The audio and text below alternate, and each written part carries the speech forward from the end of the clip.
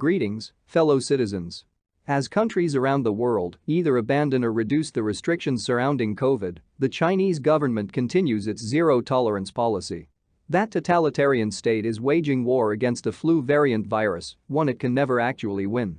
The consequences of this insane response are far-reaching and increase the already suffocating control the Chinese authorities have. For Tibetans, who have suffered decades of oppression since China invaded Tibet in 1950, these claimed public health measures have resulted in an intensification of China's tyranny.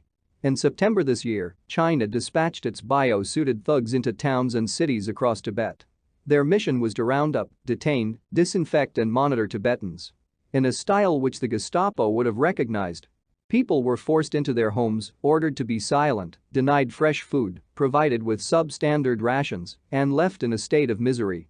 None of this would be possible without the ever-present threat of arrest, torture, or disappearance into one of the many forced labor camps or prisons. The cold truth is that Tibet is no longer a country, but a vast jail. One in which Tibetans are treated like lab rats, mercilessly exploited, sampled, examined and injected. There is no aspect of daily living which escapes monitoring, surveillance or processing. All courtesy of a big data, artificial intelligence-driven, mass surveillance system, Tibetans find themselves in ever-tightening digital chains. From biometric ID cards, monitoring of online activities, malware-coded cell phones to CCTV cameras on every street and public place.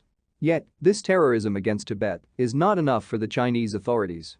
They are also engaged in harvesting DNA and blood samples from Tibetans. To create a complete record of each and every person in occupied Tibet, China imposes total control. The state owns you and there can be no dissent, only compliance. This dystopian nightmare has been facilitated by the cooperation and active participation of Western corporations and governments, who, in the pursuit of profit and trade, are silent on the cultural genocide waged against Tibetans. Companies such as Fisher Scientific, who have provided their testing expertise and products. While a number of academic institutions in the USA have made available data processing and analysis resources. There's money and career enhancement made on the back of Tibetans being treated like animals.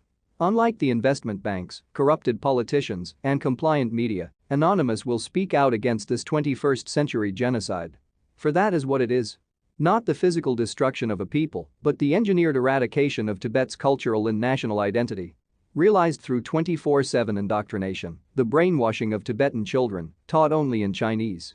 Who, increasingly, are forcibly removed from their families and groomed into regarding themselves as loyal citizens of China. There is no escape. Wherever a Tibetan is, they're exposed to the language of their oppressors. On the street, public transport, online or across television, printed media and radio. A relentless assertion of China's dominance, which has as an objective the destruction of Tibet. Even the very name is being planned by the Chinese government for removal from all official documents and publications. Taken together, these constitute China's final solution on Tibet. Yet, there's no outcry from the political world. No championing of freedom or funding is offered to Ukraine. It seems Tibetans are less than human to the policymakers and politicians of the so-called Community of Democratic Nations. Operation Tibet will continue to expose these crimes against the Tibetan people. We remain active in researching, identifying and striking against Chinese and non-Chinese government, academic, and corporate targets. Join us. We are Anonymous. We are Legion. We don't forget.